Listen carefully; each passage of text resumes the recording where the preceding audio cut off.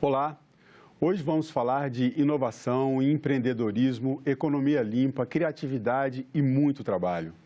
O assunto é startups. Para isso, recebemos o diretor de novos negócios da Darwin Startups, Marcos Buzon, e o diretor da startup Cursos Elevator, Paulo Henrique Albuquerque. Olá, senhores, obrigado pela presença. Obrigado pelo convite. Obrigado pelo convite também, Marcelo. Ok, vamos lá. Então, vamos começar por uma pergunta básica. O que é uma startup? Vamos lá. Essa pergunta, todo mundo realmente começa uma entrevista por ela. Bem, é uma empresa que tem a tecnologia como sua base. É uma empresa de base tecnológica que tem o seu modelo de negócios, uma tecnologia replicável, escalável, utilizando principalmente tecnologias que seja online, que seja de infraestrutura, mas que seja algo que consiga ser replicável.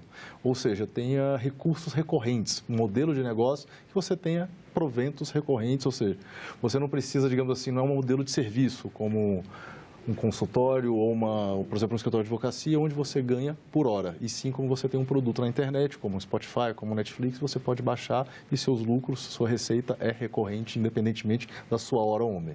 Basicamente é como o pessoal gosta de enquadrar o termo startups hoje no mercado. E a inovação é uma das características fundamentais para se definir uma empresa como startup? Olha, na maioria gostaríamos que sim. Mas não necessariamente. O óbvio, sempre se almeja ter alguma tecnologia disruptiva, é muito bem-vindo, e a inovação se permeia em diversas verticais, performance, inovação radical, inovação em processo, etc. Mas definição por si só, uma startup não precisa ter um modelo de negócio inovador. Algumas bibliografias, que estou me lembrando, realmente colocam, mas acho que não precisa ser necessariamente. Tem várias que têm os famosos copycats, modelos de negócio tropicalizados, uma empresa que já tem um modelo de negócio consolidado em outro país e apenas traz para o Brasil, tropicalizando ele para o nosso cenário nacional. Uhum. E o nosso amigo aqui, o Paulo, ele está com uma startup, né? A Cursos Elevator é uma startup, então além de trabalhar na área, agora tem uma startup. Como é que você vê o cenário do Brasil, né? O nosso país, para quem está começando uma startup? O ambiente é propício, né? Nosso ecossistema é propício para o desenvolvimento? O cenário está em ebulição, né? O mercado está crescendo muito, tanto em quem quer investir quanto em quem quer empreender, né? As duas pontas estão sendo muito alimentadas, né? Porque existe um ambiente de criação, de inovação e de empreendedorismo realmente muito, muito forte. Claro, fácil não é. Eu acredito que nem aqui, nem em lugar nenhum no mundo. O Brasil realmente tem algumas barreiras, principalmente em termos de regulação e fiscais muito pesadas, né? Nós temos uma carga tributária muito grande, isso todos já sabem, é chover no molhado, né? Mas existe acesso, existe o Marcos pode até falar melhor do que eu, existe muita gente querendo investir, buscando bons negócios para injetar capital e para que essa coisa se potencialize e se transforme em um bom negócio. Então, tendo vontade, arregaçando as mangas, indo atrás e principalmente se qualificando bem, tem espaço e dá para qualquer um. Não é só ter uma boa ideia e começar a fazer, você tem que ter essa qualificação. Sem dúvida, Marcelo, porque isso, inclusive, é uma coisa que eu venho percebendo nas mentorias que eu venho dando. Existe um gap muito, muito grande na questão da qualificação do empreendedor. O empreendedor tem uma ideia fantástica, quer botar em prática, mas às vezes lhe falta a orientação, saber para onde vai, saber como faz, que passos ele tem que seguir. E muitas vezes um assodamento acaba levando a empresa para o buraco.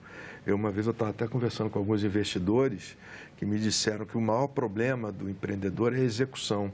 Eu gosto de dar um passo um pouquinho atrás, eu já acho que existe um problema anterior a esse, que é a falta de capacidade de planejar. Não só executar, que muitas vezes se você não consegue planejar bem os seus passos, você não vai executá-los bem. É como aquele velho ditado, né, chinês, se você não sabe para onde vai, qualquer caminho serve.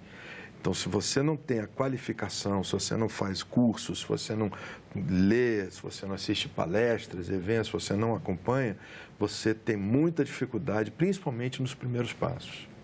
E nessa questão dos investimentos, né? A Darwin Startups é uma aceleradora de startups. Exatamente. Como é que é essa figura do investidor anjo? Isso é uma expressão bastante conhecida de startups. Perfeito. E tem gente que acha que investidor anjo é dinheiro que cai do céu. Como é que é isso, Marcos? Não, então, vamos lá. Primeiro, como uma aceleradora, nós hoje na Darwin somos uma aceleradora corporativa, ou seja, nós temos recursos de empresas privadas. Temos, por exemplo, a B3, a ANEEL, a IRTM, a própria TransUnion recentemente e agora o Grupo Safra, que é um dos nossos investidores. Então, você falou de ecossistema e eu respondo dessa maneira. Todos os players têm que ser muito bem atuantes para que o ecossistema de empreendedorismo e startup tenha seu sucesso. Então, não adianta nada termos 700 aceleradoras se não temos um investidor anjo. Não adianta nada a gente ter fundos de investimentos, aceleradoras, excelentes universidades, se falta um empreendedor. Então, assim, é um ecossistema que precisa ter muito bem desenvolvido todos esses pilares. E é retroalimentado, né? Exatamente. Se alimentam uns aos outros. Uns aos outros, é totalmente complementar.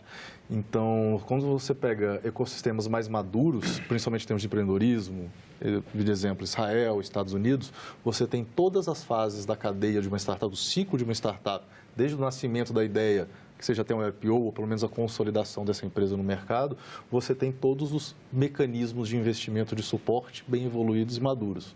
Que seja um investidor anjo, que seja um pai, que seja o primeiro professor que vê, isso é muito comum nos Estados Unidos. Pesquisas de universidade, quem melhor para conhecer aquele empreendedor do que o seu orientador? Então, por isso que a gente brinca, nos Estados Unidos, vários investidores anjos são os próprios professores. Então, qual que é a relação do investidor anjo, principalmente com a aceleradora, para responder pontualmente a sua pergunta? É totalmente complementar. Várias empresas chegam no nosso funil, no nosso pipe, que a gente chama, o nosso deal flow, com investidores anjos. O que isso significa para a gente? Alguém já confiou, alguém já apostou naquela empresa, é uma chancela. Então, ela já chega de uma maneira diferente.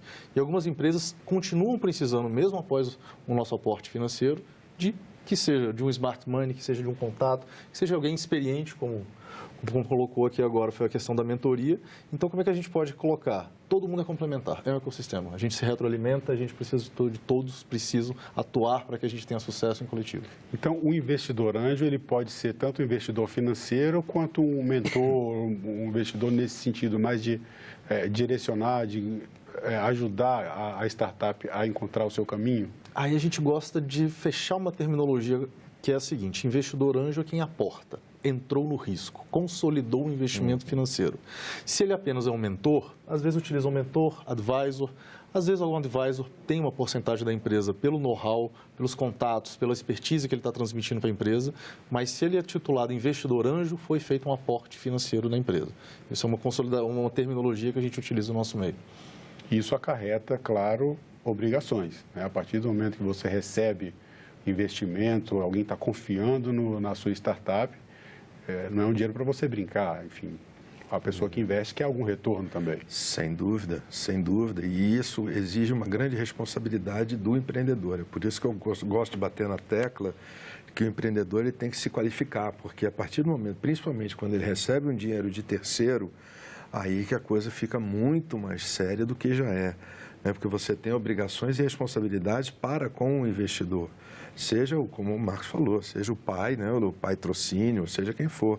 Agora, uma empresa investindo no fundo, né, como eles administram, investindo, a coisa é muito mais séria, porque tem contrato e temos até uma legislação tratando sobre isso. Complementando, obviamente temos compliance, temos auditorias envolvidas, etc. Mas eu me lembro de uma frase que foi dita por meus primeiros investidores anjos nas minhas primeiras startups. Ele falou: Marcos, um investidor anjo que aporta seus recursos e seu tempo, se dedica, pelo menos um pouco, a mentorar, a fazer um advisement para a empresa, ele, no fundo, ele já realizou um prejuízo. Ele já realizou, digamos assim. Então, ele já aportou assumindo que aquele dinheiro não volta. Ou seja, a expectativa dele é muito bem gerenciada porque é um capital de altíssimo risco. O que o investidor espera do empreendedor quando ele faz um aporte na sua empresa? Que ele pelo menos utilize com a melhor das boas intenções, com uma maestria extrema e com uma grande responsabilidade e leve realmente às últimas consequências. O que a gente quer dizer com isso? Tente ao extremo e, se realmente não conseguir, seja por questão de mercado, produto, às vezes a janela de mercado atrapalha muito, seja também conflito de sócios, acontece muito, o terceiro fator de encerramento de empresas, mas é o que ele falou, o dinheiro está aqui, se esforce, é tudo isso que eu espero de você. O mercado, obviamente, vai regular se essa empresa vai ter sucesso ou não. Inclusive, quando o investidor anjo aporta o dinheiro, são eleitas obrigações e entregas para aquela startup. Então, eu estou aportando aqui uma verba para você, mas você tem que ir me entregando algumas coisas para demonstrar que aquele investimento está sendo aplicado e está sendo bem usado. Então, você tem entregas periódicas que o empreendedor tem que apresentar para o investidor. Uma coisa é muito séria e tem que ser muito séria. Você comentou também sobre essa questão do nosso ambiente regulatório, a questão fiscal. Em 2016 foi editada a Lei 155, né, a Lei do Investidor Anjo, ficou conhecida com esse nome. Essa lei contribuiu para o desenvolvimento das startups no Brasil? Acho que fez diferença para quem está investindo, para quem está começando? Olha, Marcelo, a lei traz aspectos importantíssimos. Traz grande segurança, tanto para investidores quanto para empreendedores. Como, por exemplo, agora o investidor não necessariamente ele tem que se tornar sócio da empresa. Né? Evita dele ter que responder por eventuais dívidas trabalhistas, fiscais, etc. E, por outro lado, para o empreendedor, evita também aquele conflito societário. Então, existe essa distinção. A facilitação aumentou muito, muito. Eu acho que o Marcos pode dizer melhor como é que está esse aproveitamento, se os investidores estão se aproveitando dessa nova legislação para atuar mais. Não somente aproveitando, como a gente teve um boom nos últimos anos, tanto nas pesquisas da ABS, tanto nas Anjos do Brasil, tanto em grupos e sindicatos de anjos regionais, a gente teve um boom muito grande nos últimos 2, 3 anos, digamos assim. Obviamente também por consequência da Lei 155. Então, eles estão se organizando de uma maneira melhor e agora que eles têm essa segurança, seja jurídica, para não responder por passivos trabalhistas, fiscais, etc., obviamente facilitou. Tem muito mais o que se fazer, óbvio, tem muitas barreiras ainda, tanto fiscais, tanto burocráticas para abertura de empresa, no ciclo, digamos assim, de uma empresa, mas é um passo para frente, claro, se a gente tem que reconhecer. Nessa parte de burocracia, acaba que para abrir uma empresa, seja uma startup ou uma empresa ou uma microempresa, continua mesmo o calvário, vamos dizer assim, né? Ainda longo. Continua. Ainda precisa Infelizmente, para abrir uma empresa ainda é muito trabalhoso, ainda é muito burocrático. Para fechar uma empresa. Para fechar é um outro processo extremamente penoso para o empreendedor. Então, a novela. Nós estamos acreditando, o novo presidente foi eleito, uma das bandeiras foi que o Estado desregulamentar. O Estado não vai mais atrapalhar. Se começar por aí, eu acho que já é um bom começo. O Estado não atrapalhar mais já é uma boa iniciativa, porque, infelizmente, o Estado não é muito acolhedor a quem quer empreender, infelizmente. Tem um outro aspecto também que já foi comentado aqui, além da questão da qualificação, a importância das pessoas que estão começando, os startuppers, vamos chamar assim, de participar de eventos. E são muitos eventos no Brasil, né? Em São Paulo tem a SP Tech Week, mais de 300 eventos simultâneos acontecendo na cidade de São Paulo. Tem a Case, você chama de Case? Case, que é da ABS Startups. Case, que é da Associação Brasileira de Startups. Exatamente. Qual é a importância e o que o novo empreendedor, ou mesmo aqueles que já estão no mercado de startups, ganham com participação nesses eventos? Qual a importância de participar desses encontros? Primeiro, troca de experiências. Então, é aquilo que a gente estava conversando um pouco nos bastidores antes de a gente começar a entrevista. o Brasil não tem esse viés empreendedor nato. A gente nasceu com uma economia que tinha juros exacerbados comparados com outras economias mundiais. Então, a gente não é um pouco avesso a risco. A maioria dos investimentos que as pessoas têm, que nossos pais, nossos avós tiveram, foram investimentos de renda fixa, investimentos de pouco risco envolvidos. Já pega culturas, países mais evoluídos em termos de desenvolvimento, você tem, obviamente, uma taxa de juros bem reduzida, o que força eles a arriscarem para ter um ganho maior futuro. Então, o que esses eventos fazem? Juntam pessoas que já têm uma certa experiência, que seja nacional, internacional, no empreendedorismo e, obviamente, começa a ter aquela legião de pessoas, de novatos, que a gente chama os neófitos, né, no segmento de empreendedorismo, e começam a trocar experiências. Você citou o case, tem a Campus Party, o Startup Summit em Florianópolis, um dos maiores eventos, e obviamente tem os nichados. A gente tem o RD Summit também lá em Florianópolis, que eu acho que praticamente todo mundo do mercado de marketing digital no Brasil vai naquela semana para Florianópolis. Então, isso significa o quê? Um nivelamento de conhecimento. Santa Catarina hoje é um dos polos de desenvolvimento de startups no Brasil? Isso. E se não me engano, 2 anos atrás publicaram um estudo, se não me engano foi até o Felipe Matos, que mostrou a densidade de startups e Florianópolis realmente foi líder, ultrapassando São Paulo. Volume, obviamente, a capital ainda não tem como perder.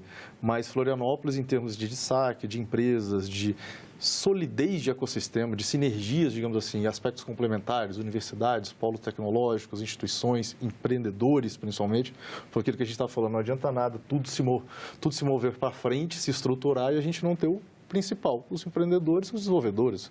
Realmente quem faz a execução de uma startup, de um produto, o crescimento do mercado. Tudo depende de pessoas no final das contas. Essa cultura de startup lá em Florianópolis é muito vibrante, realmente. Assim como é em Belo Horizonte, também é um polo muito poderoso nisso. Mas agora uma coisa que a gente percebe é que esse movimento está se espalhando com uma força muito grande. Recentemente, em 2016, nós fizemos um evento junto com o Departamento de Estado norte-americano. Nós fizemos pelo IBTI. Nós fizemos em Belém. A movimentação foi uma coisa impressionante, surgiram ideias fantásticas. Se pudesse citar um exemplo aqui, teve uma menina, ela devia ter 18 anos, ela apareceu lá com uma prótese ortopédica feita com fibra da casca do abacaxi. Que ela tinha possibilidade de flexionar, então a pessoa não ia precisar trocar a prótese. Então, assim, esse movimento, tem focos que estão mais, tem essa cultura mais arraigada, de novo, Florianópolis, Belo Horizonte, mas acho que esse movimento está se expandindo com muita rapidez. No Brasil, segundo a própria Associação Brasileira de Startups, hoje a participação das startups está em cerca de 0,03% do PIB, o que parece um número pequeno, mas isso já significa a casa de alguns bilhões de reais aí. E a meta é chegar até 2035, chegar a 5% do PIB. Vocês consideram que a gente está no caminho certo, as startups estão no caminho certo, é possível ou fatalmente vai chegar a isso? Estamos sim no caminho certo, cada ano a gente dá alguns passos para frente. Você citou a questão de ser 5%, se não me engano, Santa Catarina já 5% do PIB estadual já é proveniente da área de tecnologia. E é economia limpa, é o que a gente estava falando. Hoje, tanto o sistema tributário, que incide sobre as empresas, fiscal tributário, eles ainda têm um mindset de economia tradicional, industrial, transformação. Não teve ainda aquela quebra, vamos nos adaptar realmente à nova economia e tecnologia. Então, principalmente esse fato, também foi prometido pelo novo governo, ter realmente um crivo, uma análise mais criteriosa em cima dessa carga tributária incidida. Alguns estados já estão fazendo o seu papel, reduzindo impostos estaduais, mas sim, está indo para frente, está no caminho. Não sei se chega a tanto, o Brasil ainda tem que ter uma mão de obra ainda muito voltada para a manufatura, para a parte industrial, de serviços, comércio, mas se tudo der certo, é o que a gente chama, o empreendedorismo digital ainda vai fazer o mundo mudar e principalmente o Brasil. Eu acho também que a gente está no caminho certo, eu acho sim. Mas, claro, há muita coisa para chegar nesse nível, nessa previsão da B Startups, que eu respeito muito, mas acho que é um pouquinho otimista demais, porque existem muitas coisas a serem feitas em termos de qualificação do empreendedor, em termos regulatórios, em termos fiscais, em termos de incentivo ao empreendedorismo. A cultura empreendedora precisa ser alimentada, porque a gente não pode imaginar uma economia minimamente saudável e sustentável sem um apoio constante e perene ao empreendedorismo. Eu não acredito e eu acho que o mundo está demonstrando isso, que isso não funciona. Se você não incentivar um empreendedor, se você não abraçar o empreendedor e der a ele condições para que ele possa caminhar sozinho, pelo amor de Deus, não quero aqui dizer que o empreendedor tem que ser colocado no colo. Não, muito pelo contrário. O empreendedor tem que correr atrás, dar trabalhar. Espaço para crescer, mas né? que ele tenha espaço, que ele encontre um ambiente, um sistema, exatamente como o Márcio está falando, encontre um ambiente salutar, em que ele veja, se depare com um solo fértil, onde qualquer semente que ele botar lá e ele trabalhar em regar, ela vai florescer e crescer. E nesse papel de aceleração das startups, como escolher? Com tantas startups começando, certamente elas procuram investidores anjos, procuram aceleradoras como a Darwin, até outras startups que estão começando. Como é que critérios são principais aí para escolher? Não, a gente vai investir nessa, naquela? Perfeito. Bem, vou começar, vou pegar deixa, mas vou falar como tradicionalmente as aceleradoras, incubadoras fazem seus indicadores, criam seus indicadores para avaliação. Tem que resolver alguma dor, você tem que estar resolvendo realmente. E isso é um dos fatores que as empresas não têm, falham e encerram suas operações, primeiro por não resolver uma dor latente do mercado, é achar que está resolvendo.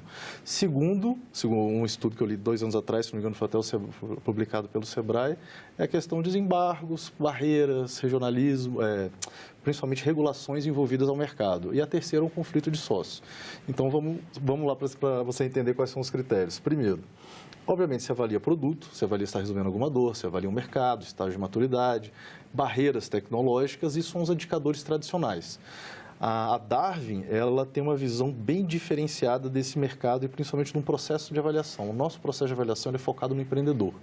Isso distou um pouquinho de métricas e indicadores de outras aceleradoras, incubadoras e outros programas de inovação. O nosso processo seletivo é focado no empreendedor. A gente até tem o nosso psicólogo, o Hugo Cobra, que ele adora quando a gente cita ele, porque ele realmente criou um modelo que equaliza as expectativas pessoais de cada empreendedor, dos fundadores da empresa, com, obviamente, as nossas expectativas financeiras, de mercado, de retorno, obviamente, para os investidores do investimento que está sendo feito.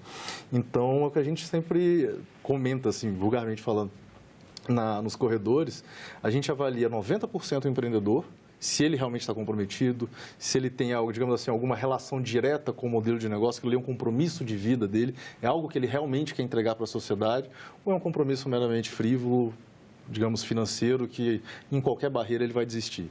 Então, no nosso modelo, que é o nosso modelo early stage, ou seja, nos primeiros passos da empresa, no início, digamos assim, das suas operações, primeiros clientes, primeiros meses com receita, digamos assim, a gente tem que focar no empreendedor.